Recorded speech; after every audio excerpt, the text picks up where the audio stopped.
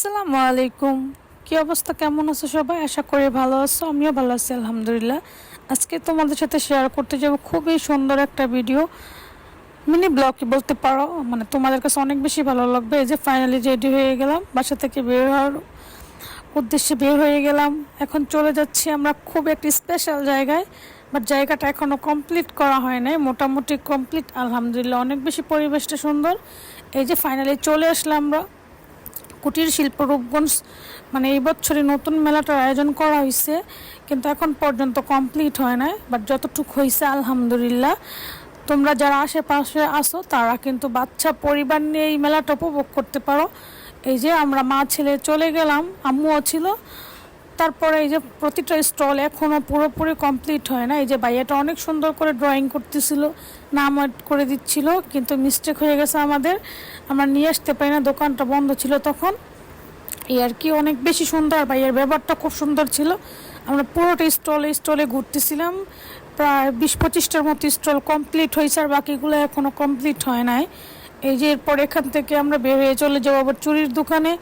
কিন্তু ভাইয়াটাও বিহেভিয়ার খুব সুন্দর ছিল, বাট অ্যামাউন্টগুলো একটু বেশি ছিল মনে হচ্ছিল, তাই আর নেওয়া হয় না। আর চুড়ি এমনি তো পরি না, জাস্ট গেলাম তোমাদের সাথে শেয়ার করার জন্য দোকানটা। এই যে দুষ্টামি করতেছিল, আনা বলতেছে আম্মা এটা নাও ওটা নাও, পরে আমি বলতেছি না বাবা রাখো। এরপর ফাইনালি এই দোকানের একটা ছোট ব্লগ আমি আবার আপনাদের শেয়ার করব রিলসে। ভাইয়াটার বিহেভিয়ার এত সুন্দর ছিল, ভাইয়াটা বলতেছিল সব 30 টাকা 30 টাকা, বাট যখন নিতে চাইছি তখন বলতেছে না আপু এগুলো 130 টাকা। তো এটা কেমন না। এই যে এরপর আবার একটু হেঁটে পুরো স্পেসটা দেখতেছিলাম, আম্মুও সামনে হাঁটতেছিল। এরপর আর কি আশেপাশে অনেক সুন্দর ছিল জায়গাগুলা। এরপর এখানে আবার বক্সিং ওইটা মারতে গেছিলাম, পরে ভয়ে আর মারি নাই। ফাইনালি এই জাহান আপার সাথে বাচ্চা আমি শুরু করে দিছি, ও নাকি আমাকে ছাড়া উঠবে না, কিন্তু বিশ্বাস করেন আমার এত পরিমাণ মাথা ঘুরাইছে নামার পরে। এরপরে কি শুটার, জাস্ট আম্মু বলতেছে পারবো না। আলহামদুলিল্লাহ আমি যখন এটা নিয়েছি আমার অনেক ভয় কাজ করতেছিল, মানে আমি কখনোই মানে শ্যুট করি নাই। তো যখন ভাইয়া মানে বলছে যে 13টা গুলি থাকবে আপু, আপনি যেই কয়টা মারতে পারেন, এটা আপনার ইচ্ছা। পরে ফাইনালি আমি যখন মানে শ্যুট করা শুরু করছি, ভাইয়াই পুরো অবাক, আমিও সেম অবাক, কারণ আমার 13টা গুলি থেকে প্রায় 9টাই বেলুন ফুটে গেছে। তো ভাইয়া বলতেছিল আপু আপনি নাকি পারেন না, তো আপনি তো খুব ভালো পারছেন। এরপরে আর কি দুষ্টমি করতেছিলাম যে ভাইয়া না পারলে 1 টাকাও দিব না। পর ভাইয়াটা বলতেছিল আপু এখন তো বেশি ফাটাইছেন, তাহলে টাকা বেশি দেন। পর এখান থেকে দুষ্টমি করে চলে আসলাম। চলে আসার পরে আবার এই সাইডে অনেক সুন্দর সুন্দর স্পেস, এখনও কাজ বাকি রয়েছে।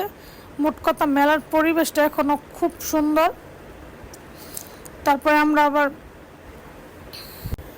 তো আরেকটা কথা বলি, যারা যারা এখনও আমার আইডি ফলো করে না অবশ্যই আমার আইডিটা ফলো করে দিবা, লাইক কমেন্ট শেয়ার করবা। সেই সাথে যারা এই ভিডিওটা চ্যানেল থেকে দেখবা অবশ্যই আমার ইউটিউব চ্যানেলটা সাবস্ক্রাইব করে দিবা। এরপরে এই যে আনাফ আবার বলতেছে আম্মু চল ওই আঙ্কেলের দোকানে যাই। পরে আবার যাওয়ার পর আমরা আর কিছু কেনাকাটা ছিল বাকি, ওগুলো কমপ্লিট করলাম। কমপ্লিট করার পরে এই যে চলে গেলাম ফটোশ্যুটে, মানে তোমাদেরকে ভিউটা দেখানোর জন্য।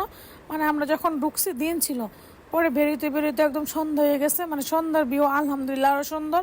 মানে লাইট, এই যে একটা নৌকায় বিশাল বড় নৌকা, আমি বুঝি না ভাই যারা ওঠে কেন ওঠে, মানে আন্টি আর ওইটা এত পরিমাণ কান্না করতেছে, তাহলে ওঠার দরকার কি। এই যে ফাইনালি পরে আমরা বের হয়ে গেছি প্রায় 7টার দিকে। আলহামদুলিল্লাহ এখানে পরিবেশটা অনেক বেশি জোশ ছিল।